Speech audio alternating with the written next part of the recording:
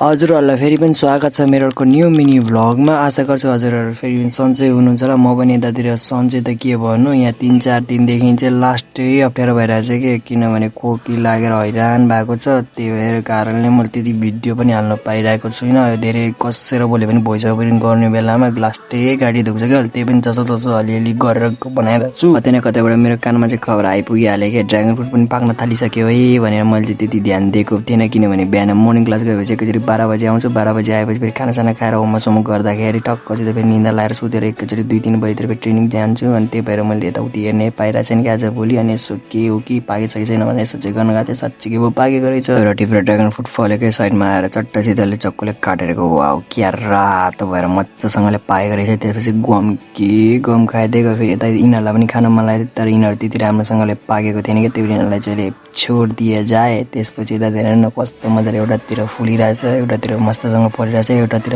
पाकिरहेछ कि। कस्तो यसको ड्रागन फ्रुटको मलाई यही बानी राम्रो लाग्छ कि, फल्दै गरे फुल्दै गरे पाक्दै गरे खाँदै गरे। अनि यतातिर आउँदाखेरि मम्मीले चाहिँ यतातिर मस्त पारा मेरो लागि भनेर यस्तो जडीबुटीहरूको व्यवस्था गरेर त्यसको चाहिँ झोल बनाएर मलाई दिइरहनु भएको छ। किनभने यो खायो भने एकदमै बबाल रिलिफ हुन्छ कि। जडीबुटी भनेर खासै त्यस्तो केही होइन, तुलसी पानी अनि यताउति खै के हाल्नुहुन्छ कि। मम्मीलाई पनि थाहा छ त्यो रेसिपी चाहिँ। हजुरहरूलाई पनि कुनै दिन म भन्ने छु है त। खोकीको लागि एकदमै बेस्ट हुनेछ कि। म चाहिँ ओछ्यानमा आएर यसो ढल्किदिएको, किनभने लास्टै घाँटी पनि दुखिरहेछ अनि टाउको पनि अलिअलि दुख्न थालिसकेको थियो कि। त्यही भएर यसो रेस्ट गर्नु भने भित्र आएको थिएँ। फेरि सिरानी तल के रहेछ भने साथ हालेर निकालेको त मेरो चाहिँ भ्लगिङ स्टार्ट गरेको मोबाइललाई चाहिँ के भने अहिलेसम्म नै वर्किङ कन्डिसनमा छ। यो चाहिँ अहिले म किन चलाउँदिनँ भन्दाखेरि अर्को मोबाइलबाट भ्लगिङ गर्छु नि त, स्यामसङ H30बाट। अनि त्यही भएर चाहिँ यो अहिले यत्तिकै बसिरहेछ कि। मम्मीलाई त्यो भन्दाखेरि ममसँग पनि एउटा स्यामसङ खाले ठुलो खाले मोबाइल छँदैछ कि। अनि त्यही भएर मैले चाहिँ यो कसैलाई नदिकन फर्स्ट मोबाइल भनेर मसँग राखेको छु। फेरि भाइ र बाबाले किन नदिएको भने भनेर राख्नु, मलाई भाइ चाहिँ भर्खर पढ्दैछ, त्यही भएर त्यसलाई नदिएको कि। अनि बाबा पनि खासै त्यति चलाउनु हुँदैन, घरिघरि मात्रै हेर्नुहुन्छ। त्यही भएर मम्मीको मोबाइलबाट हेर्नुहुन्छ, मेरो मोबाइल चाहिँ कहिले पनि लिनु हुँदैन।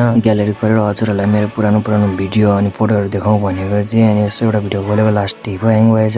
त्यसपछि त्यसलाई रिस्टार्ट हानेर मोबाइल अनि फेरि खोलेको अनि मस्तसँगले चल्न थालेको। हेर्नु न, मेरो बाबा र म चाहिँ टमाटर बेच्न गएको थिएँ त्यतिखेर फर्स्ट टाइम। अनि त्यहीको भ्लगर अहिलेसम्म छ भने क्या। हामी चाहिँ कराते म्याच खेल्न भनेर उता गोलबजार गएको थिएँ। अनि त्यतिखेर मैले गोल्ड हानेको थिएँ। अनि यतातिर हेर्नु कस्तो देखेछ कि पहिले मलाई, अनि अहिले चाहिँ कस्तो छ कि। अनि सार भाइलाई पनि मैले कस्तो देखेछ। अनि यतातिर हाम्रो दसैँको फोटोहरू पनि कति खिचेको थिएँ, 2024मा खिचेको थिएँ, अहिलेसम्म नै छ क्या मसँग। अनि यो चाहिँ रहेछ त्यहाँदेखि हाम्रो काले, अहिलेसम्म चाहिँ कालेको फोटो मसँग चाहिँ। अनि हाँस्दै त्यो भिडियोहरू फोटोहरू चाहिँ हेर्दै गरिरहेको थिएँ। फेरि मम्मीले काशी बाहिरहरू बोलाउनु किन बोलाउनु भयो भने यसो गएर यसो भित्र आएर ल्याएको थिएँ। यो दिनलाई पो रहेछ क्या। यो चाहिँ अघि नै मम्मीले बुझाउनु बनाइरहनु भएको थियो नि, त्यही हो जडीबुटीको दबाई। त्यसपछि खाएको ओहो कस्तो तितो पो रहेछ। त्यही जसोसुकै भयो भने त औषधि खान त परिहाल्यो नि। त्यसपछि गम अदुवा र यो मस्तसँगले खाएँ। एकदमै बेस्ट हुन्छ खोकीको लागि चाहिँ।